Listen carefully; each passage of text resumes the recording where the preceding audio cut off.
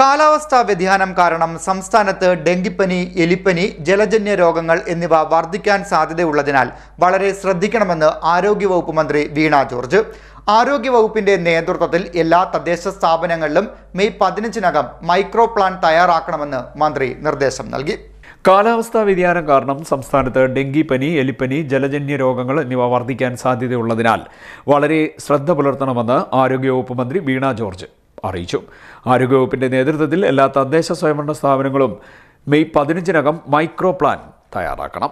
കൊതുകുജന്യ രോഗങ്ങൾ വർദ്ധിക്കാൻ സാധ്യതയുള്ളതിനാൽ ആരോഗ്യ ജാഗ്രതാ കലണ്ടർ പ്രകാരം ഫീൽഡ് തല പ്രവർത്തനങ്ങൾ ശക്തിപ്പെടുത്തണം. തദ്ദേശ സ്വയംഭരണ സ്ഥാപനങ്ങൾ കൃത്യമായ കൊതുക് നിവാരണ പ്രവർത്തനങ്ങൾ നടത്തുകയും വേണം. ഹോട്ട്സ്പോട്ടുകൾ കണ്ടെത്തി പ്രവർത്തനങ്ങൾ ശക്തമാക്കണം. പൊതുജനാരോഗ്യ നിയമപ്രകാരം സ്വകാര്യ ആശുപത്രികൾ ഉൾപ്പെടെ രോഗങ്ങൾ കൃത്യമായി റിപ്പോർട്ട് ചെയ്യണമെന്നും നിർദ്ദേശം നൽകിയിട്ടുള്ളതായി മന്ത്രി പറഞ്ഞു. State level rapid response team യോഗം ചേർന്ന് സംസ്ഥാനത്തെ പൊതു സാഹചര്യം വിലയിരുത്തിയിട്ടുണ്ട്.